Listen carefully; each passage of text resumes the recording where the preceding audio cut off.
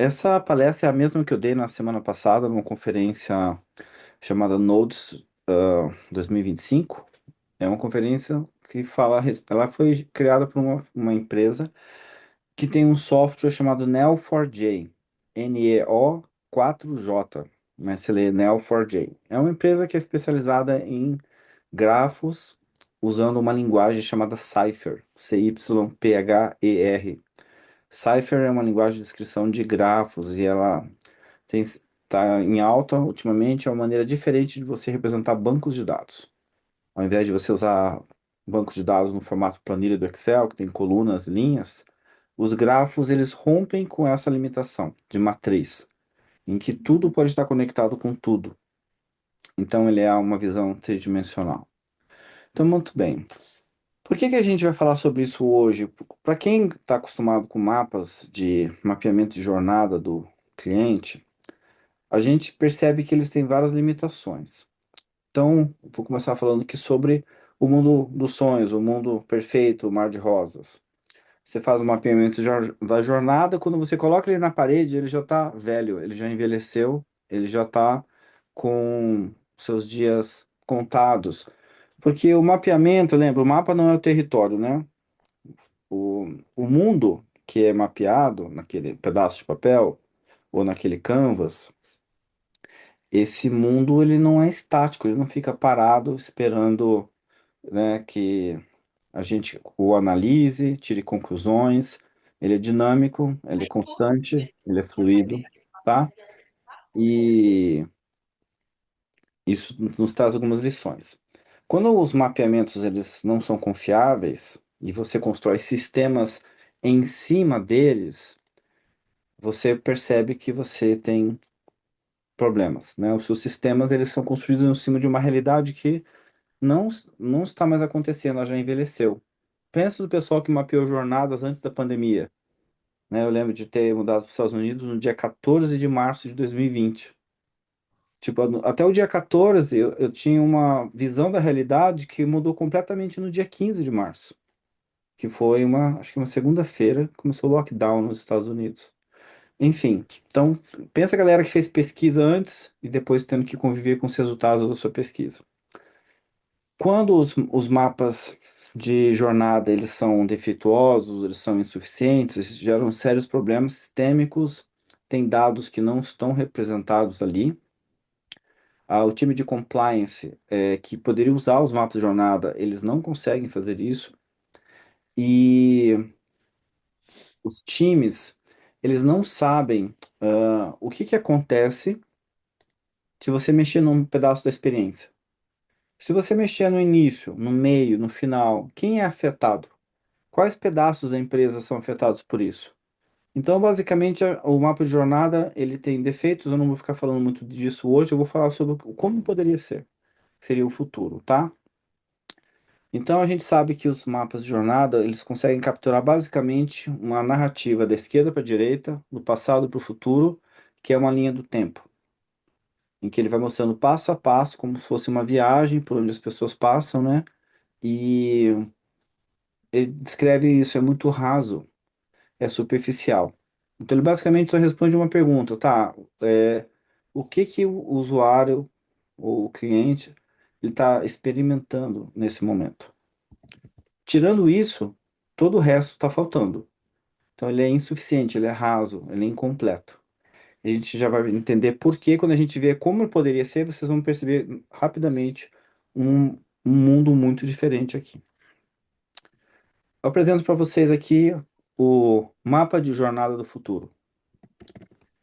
Vocês podem parar e pensar, né? Tipo, gente, mas o que que tem de diferente aqui? Você vai ver que os elementos da jornada estão aqui. Então, por exemplo, olha, aqui do lado esquerdo você tem o consumidor, ou o cliente.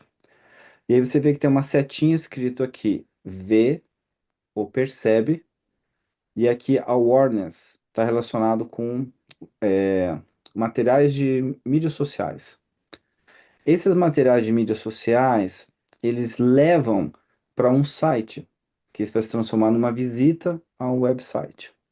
Essa visita ao website, por sua vez, conduz a um carrinho de compras.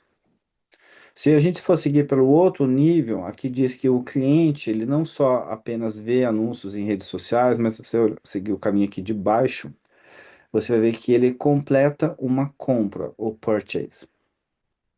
Quando ele completa essa compra, isso gera uma conversão que vai se transformar num e-mail. E quando ele abandona o carrinho de compra, olhando lá na ponta de cima, ele também pode receber um e-mail. Então você começa a perceber aqui que o jeito como as coisas fluem, ele representa mais ou menos o que de fato acontece na realidade, que não é o caminho feliz dos mapas de jornada. Mapas de jornada representam caminhos felizes. Alguém concorda com isso aqui? Ou discorda?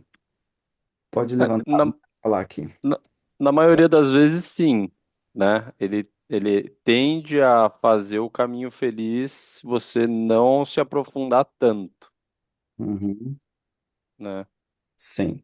É, na grande maioria das vezes, sim. Eu não estou dizendo aqui que não tem ninguém que faça mapas de jornada bons ou que sejam úteis, tá, pessoal? Sim, sim. Com certeza, tem várias pessoas que já acordaram para os mapas de jornada, eles são incompletos. Alguns já adicionam camadas de dados, né? Exato. Isso. Mas é muito difícil no mapa de jornada linear, ele não virar um espaguete se você tentar fazer o que a gente vai fazer aqui hoje. Eu evoluí isso daqui, embora isso daqui seja uma sugestão do que poderia ser um mapa de jornada, eu fiz uma segunda versão que está no próximo slide, mas antes de passar, veja que tem aqui, olha, para cada nó, esses círculos são nós, tá, pessoal? Por isso que o nome dessa conferência da semana passada chamava Nodes. Nodes em inglês significa nós. Cada círculo preto desse é um nó. O nó, ele pode ser entendido como uma entidade. Veja só. No nó awareness, ele tem um nome, anúncio de mídia social. Ele tem uma propriedade chamada de peak end. Está dizendo que esse ponto de contato, ele está no início, no meio ou no fim de uma jornada. Peak end significa que ele está no final, é uma das últimas coisas que a pessoa experimenta, ou ele é um touch point de pico, de alta relevância, alta visibilidade, tá? A Lendor, que é uma empresa de branding, ela inclusive dá um nome para isso, ela chama de Power Apps, que existem alguns pontos de contato que eles têm muita ênfase. Por exemplo, no supermercado, um ponto de contato de alta ênfase é a sacolinha. Porque a sacolinha, ela tem uma multiplicação, são feitas milhões de sacolas. As pessoas às vezes nem foram no supermercado, mas elas viram a sacola. Então a sacola, ela tem uma proeminência. Ela não pode ser considerada como um elemento de menos importância, porque ela é muito frequente, ela tem impacto na experiência e é uma das últimas coisas que você vê quando você vai no supermercado. Se ela der errado, isso gera um impacto. Então, esse é um conceito de pick and rule. Eu tenho um artigo sobre isso lá no meu blog Substack. Aí aqui tem CSAT score, no sentido de existe um score de satisfação para isso? Nesse caso aqui não tem, mas você vai ver que nos outros tem, ó, 7.2, 6.8, 8.9. Então, isso é uma propriedade daquele nó. E está dizendo se esse ele está usando algum tipo de dado aqui. Aqui ele está listando os dados que são usados nesse touchpoint. Ele está dizendo se isso aqui é sensitivo ou não, no sentido é dado sensível do ponto de vista da LGPD. E qual é o time que cuida disso? Aqui está falando que é marketing. Aqui é product e UX, marketing, pagamentos e finanças, operações. Se você consegue perceber que ele vai adicionando, ele traz dados a mais. Nesse próximo slide que eu vou mostrar aqui para vocês, eu aumentei a complexidade, eu adicionei mais capacidade, eu incluí os sistemas que estão sendo usados. Que sistema? O sistema pode ser um software, pode ser um algoritmo, pode ser um procedimento, pode ser um script. Eu incluí aqui também os times que estão sendo utilizados e dados. Então você pode perceber que ele já, coisas que eram propriedades viraram nós. Isso permite um grau de análise mais sofisticado que a gente já vai entender um pouquinho sobre isso. Então vejam, ao invés de trabalhar com mapas lineares, a gente começa a trabalhar com redes. A jornada como se fosse uma rede de nós, e que onde cada nó tem propriedades. e tem fluxos. Isso eu descrevi que uma rede que representa uma jornada deveria ter ao menos 5 tipos de nós. O nó que representa o ponto de contato, touch point. O nó que representa os dados que estão sendo usados naquele ponto de contato. Nós que representam sistemas que estão sendo usados. O sistema pode ser um ERP, pode ser um CRM, pode ser um sistema de estoque, de inventário, logística, distribuição, tracking, o que você imaginar. Um nó de time, porque é importante a gente conseguir imaginar, se eu mexer nisso aqui, qual é o queijo que eu vou estar afetando? O queijo de quem eu vou estar mexendo? Para quem conhece o livro Quem Mexeu no Meu Queijo, né? E o outcome está relacionado com parâmetros métricos. Impacto em termos de quais são os efeitos que surgem quando eu mexo nisso aqui, tá? Então agora a gente vai começar a pensar, a analisar um pouquinho sobre quais são as possibilidades que eu obtenho utilizando essas redes que têm um nome. Elas chamam-se grafos de conhecimento, ou knowledge graphs. Knowledge graphs hoje têm criado bastante, têm tido bastante importância porque eles são utilizados para, para softwares de inteligência artificial que modelam as informações do mundo real usando grafos. Então, podem ser usados não só para modelar jornadas, mas podem ser usados para modelar dados não estruturados, entrevistas com usuários, dados de pesquisa, insights, trajetórias, caminhos de logística, né, de entrega, enfim, é uma infinidade de aplicações, tá? Se você fizer uma pesquisa básica no Google, você vai ver. Então, por exemplo, quando a gente vai pensar nos nós dessa rede que descrevem pontos de contato, os pontos de contato seria a coisa mais próxima do que seriam aquelas caixinhas lá no alto da jornada que mostram o passo a passo do que as pessoas fazem. Para cada passo da jornada existe um ponto de contato associado, né? E aí, quais são as propriedades que você pode usar em cada nó desse? O nome, intensidade da emoção, valência, score de esforço, quão difícil é fazer aquela ação naquele ponto de contato, se é um peak end ou não, qual é o job to be done associado com aquele passo da jornada, qual o sucesso com que as pessoas, os clientes têm conseguido realizar suas tarefas e qual é o time que é responsável por aquilo ali. Aqui do lado direito, vocês estão vendo a linguagem Cypher, a forma como ela descreve isso. Então, basicamente, ela diz assim: o touch point é um nó, aquelas bolinhas pretas. Capture é o rótulo, que indica o tipo de relação entre o touch point e o que vem em seguida, que é o dado. Então, diz que um touch point captura um dado específico. Por exemplo, o nome do usuário, endereço, telefone, senha.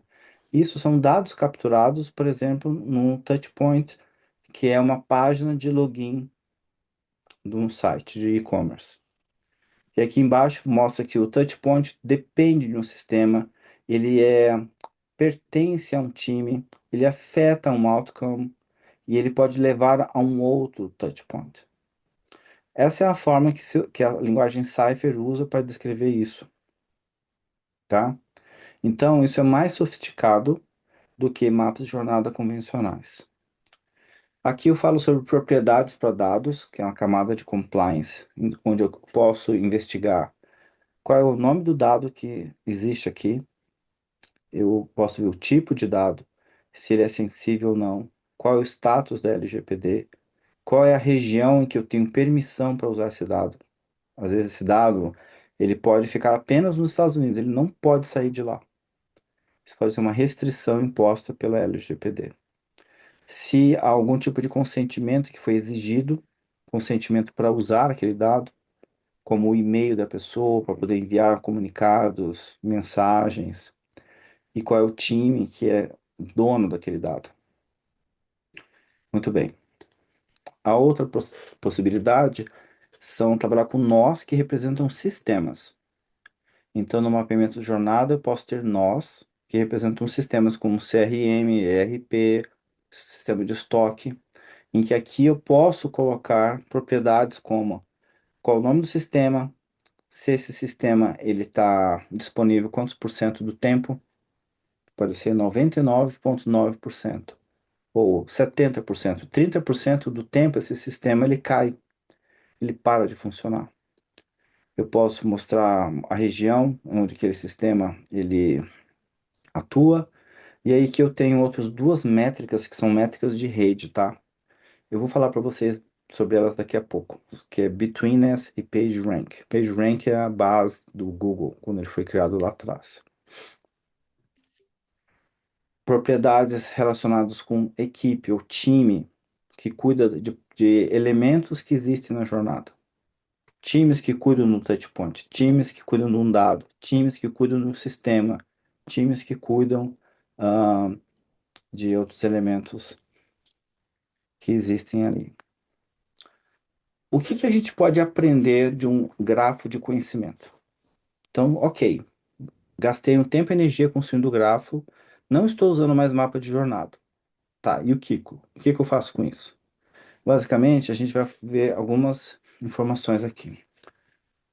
Esses cinco tipos de nós que a gente constrói nessa rede nos permite fazer perguntas como o que que o usuário está fazendo ou está sentindo, ou como ele está se sentindo, que é a resposta típica de um mapa de jornada.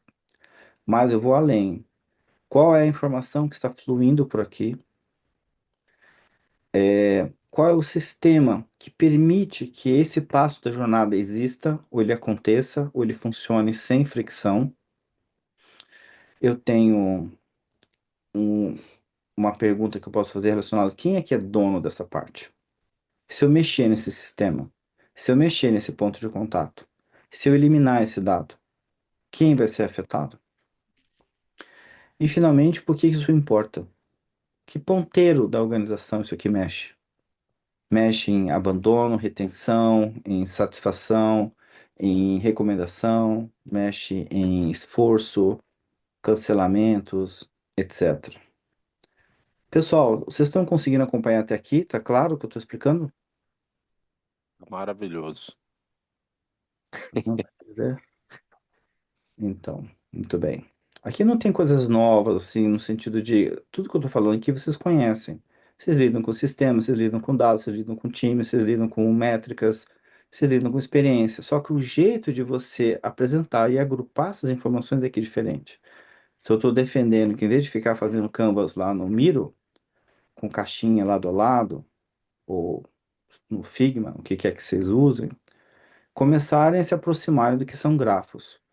E aí isso implica vocês aprenderem uma linguagem de descrição de grafos, como o Cypher. Mas não precisa aprender Cypher, pessoal. Vai no chat GPT, joga as informações, pode copiar lá no Miro todas as caixinhas. Vai no chat GPT e fala assim, transforme isso num grafo, construa códigos Cypher para reconstruir isso daqui usando um sistema de rede. E ele vai fazer para você.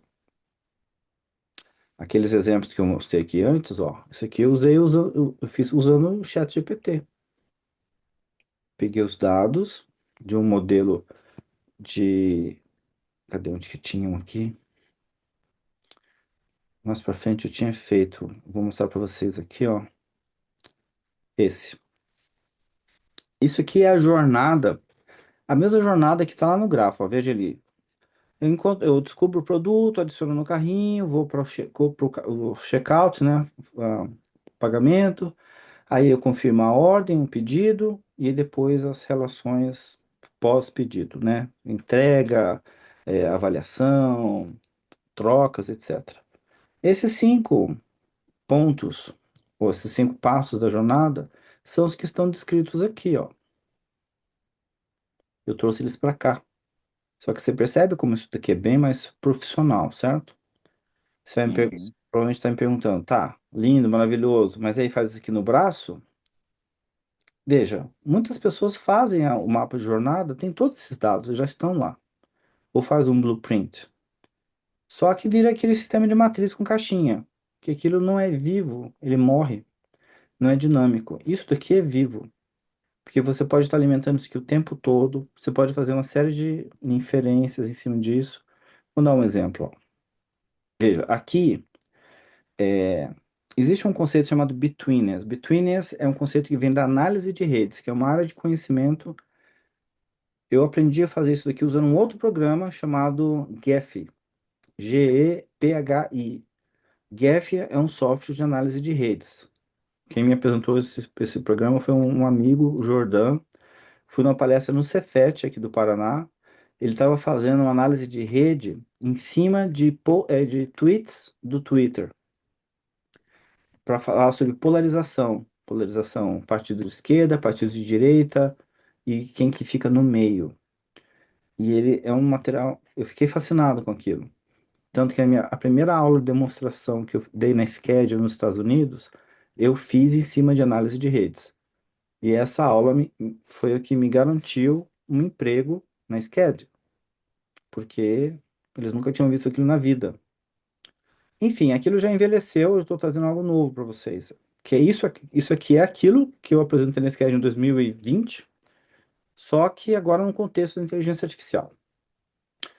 Veja só, aqui você vê a jornada como uma linha. Só que aqui eu não consigo ter muita clareza qual é o ponto que, se falhar, quebra o sistema inteiro. Veja a diferença aqui. Aqui ele está mostrando, tá vendo o checkout? Está no meio, né? Deixa eu dar um zoom aqui, ó. No meio. Aqui é uma simplificação daquele primeiro grafo. Lá do início, eu tirei as propriedades para limpar ele, tá? O que que a gente aprende com o fato do checkout estar no centro aqui?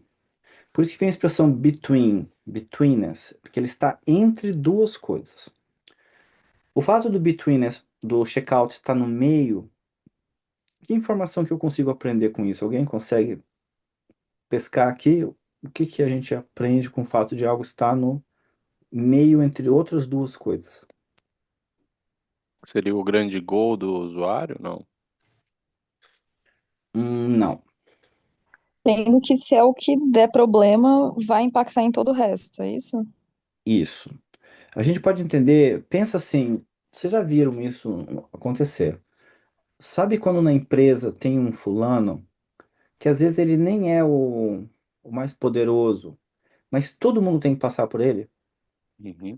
E se esse sujeito, por algum motivo, não vem trabalhar no dia, ninguém consegue fazer nada, porque ele que tem a senha, ele que tem acesso ao sistema, é ele que consegue saber lá alguma informação chave. E se ele falta, tudo para, porque ele é uma ponte. O betweenness é um conceito de ponte, algo que fica ligando duas coisas. E sim, eu vi alguém falar aqui sobre o Jones falar sobre dependências, né? Sim, o betweenness ele gera relações de dependência, as pessoas precisam passar por ali. Bruno, você levantou a mão? Professor, me ouve? Sim, Ouvindo você falar, né, pensando num diagrama de sistema e o checkout no meio, eu percebo que mostra como se fosse uma relação centralizada, né? O checkout ali como um nó principal. E aí você falando de uma pessoa personificando, que tudo tem que pensar para ela, mostra que é um sistema que tem uma relação centralizada ali. Então, ele não é uma relação distribuída ou descentralizada, né? É centralizado ali naquele nó. Acho que sim. é minha Ó, contribuição. é isso mesmo. Ó, tô desenhando aqui, tá vendo? Gateway de pagamento. Esse gateway de pagamento não consegue se ligar a isso aqui, por exemplo, ó. Ele precisa passar por aqui, e daqui para lá. Aí você pode pensar, mas esse aqui é um conceito abstrato. De fato, ele precisa passar assim. Nem tudo que está no grafo, pessoal, são coisas tangíveis. Ele pode ser um conceito abstrato, sim. Mas ele é útil para nos ajudar a entender. O Jonas está chamando isso aqui de hub. Sim, você pode entender isso como um hub, né? O Thiago ele também mencionou, pode ser o gerador dos gargalos. Sim, porque se tem dependência, se ele trava ou ele é devagar, tudo pode parar, beleza? Bem, a gente pode ficar, pessoal, anos conversando sobre esse assunto, é fascinante, mas, inclusive, tem um livro sobre esse assunto, eu não sei se ele está aqui, que ele é um livro que fala sobre weak links, que são links fracos, que é um outro conceito ligado à análise de redes, mas eu não vou falar sobre isso agora. Vou deixar vocês curiosos, depois vocês digitam lá no Google isso aí. Muito bem, então isso aqui é uma forma de você enxergar poder, porque se você mexe na jornada num elemento que é de alta centralidade, que é o caso do checkout aqui, isso vai ter consequências. Então vamos lá. Opa, como é que eu pago isso aqui? Como é que eu pago aqui? Isso. Aqui já é uma visão diferente, veja. De, eu tenho um grafo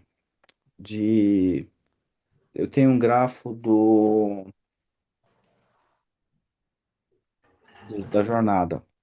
Eu consigo perceber agrupamentos dos nós que ficam próximos ou ficam juntos ou que eles têm um parentesco ou uma relação entre si. Eu consigo fazer análises com isso para descobrir silos. Os silos como aquela visão de ilhas isoladas, né? Então, isso é uma outra forma de você extrair conhecimento sobre um grafo, porque você consegue fazer análise de cluster. E os clusters revelam se tem silos, partes da organização que não conversam com outras partes. E isso pode ser uma oportunidade, tá? Que você pode criar essas pontes. Você pode criar pontes conectando setores que não conversam entre si, ou criando alternativas, tá? Ah, com a linguagem Cypher, pessoal, vocês podem fazer perguntas usando essa estrutura aqui, ó. Match, touchpoint captures data, where the consent required is equal true and has consent false. Return name, the name e data without consent. Veja, isso aqui é uma linguagem técnica, mas basicamente ele está dizendo assim: eu quero que você responda para mim quais são os touch points que estão pegando dados de identificação pessoal, que isso aqui é PII, Personal Identification Information, por exemplo, nome, e-mail, telefone, são dados de identificação pessoal. Então, isso é o PII, na linguagem da LGPD. Quais os touchpoints estão pegando esse tipo de dados sem autorização para serem usados? Então, eu posso rodar um comando como esse e ele varre a jornada, e ele vai dizer, você está com esse problema acontecendo aqui, aqui, aqui. O outro tipo de análise que você pode fazer é Blast Radius Query, que basicamente é, se alguma parte dessa jornada falhar, o que mais que quebra junto? O que mais que vai para o beleléu? Que é a pergunta que está aqui. Se o gateway de pagamento falhar, quais são as jornadas que vão ficar suspensas, que vão ser alteradas? De novo, estou colocando aqui o código do Cypher, onde isso é possível. Ah, professor, eu não sei nada de Cypher, eu não consigo aprender essas coisas. Eu também não sabia, fui atrás, corro atrás também. Se você for espertinho ou espertinha, vocês vão sair na frente dos outros. Porque eu te digo que isso daqui é o futuro, tá? Não é um futuro tão distante, mas isso aqui já é velho na área, por exemplo, de logística. Logística usa grafos há muito tempo, por eles vão detectar qual é a melhor rota para fazer as entregas da Amazon. Eles usam o conceito de grafos. Muito bem. Aqui você pode também perseguir dado. Então você quer saber aonde que um determinado campo, uma informação que foi coletada no formulário, por onde que ela passa. Todo mundo que está envolvido com aquele dado. Um time, pode ser uma regulamentação, uma lei que está sendo obedecida, pode ser um tipo de exigência fiscal, ah, um sistema que está sendo envolvido, que depende daquele dado. Pode ser um procedimento que, se não tiver aquele dado, não vai conseguir ser feito. Por exemplo, se você não tiver o CPF da pessoa que vai entrar no shopping depois das 10 horas, ela não vai entrar lá dentro. Porque sem o CPF, ela não tem autorização para passar da porta. Então, alguém vai fazer uma instalação de um banner depois das 10 da noite para uma campanha de uma marca famosa, o cara não vai entrar se esse dado não estiver ali. Então, esse é um exemplo de como você persegue um dado e vê todo mundo que depende daquele dado. Tem gente que não preenche todos os dados e elas talvez não tenham consciência do que vai acontecer. Nosso tempo está acabando, mas vamos lá, já vamos fechando aqui. Então, pessoal, vejam, você não precisa escolher um ou outro. Você pode usar os mapas de jornada, que você tanto adora, junto com os grafos de conhecimento. Os mapas de jornada, eles são úteis para exploração, para você conhecer pela primeira vez um sistema. Lindo, maravilhoso, use. Mas não fique nele. No dia a dia, quando se trata de manutenção e você acompanhar a vida de uma empresa, a vida da experiência, a vida dos usuários, os grafos de conhecimento são melhores, tá? Como é que você pode fazer? Pega uma jornada que se chama PO, adiciona os nós, aqueles 5 nós que eu mencionei, daí você coloca as propriedades nos nós, começa fazendo na mão, depois com o tempo você vai saber que dá para fazer isso tudo via software, tá? Faz na mão. Ah, vai lá no Claude, que é o Claude concorrente do ChatGPT, ele tem a opção Artifact. Vai no Claude e pede para ele criar um artefato em que você alimente com os dados da jornada e ele gera o grafo para você. Aquele exemplo que eu mostrei para você foi não foi o Claude, eu fiz no Google AI Studio. Fez o desenho bonitinho que vocês viram lá. Faz um grafo, né? E aí você começa a tentar utilizar isso no cotidiano e ver o efeito. Se você perceber que foi útil, que fez diferença, pule de cabeça. Que isso tem tudo a ver com você e vai te ajudar bastante.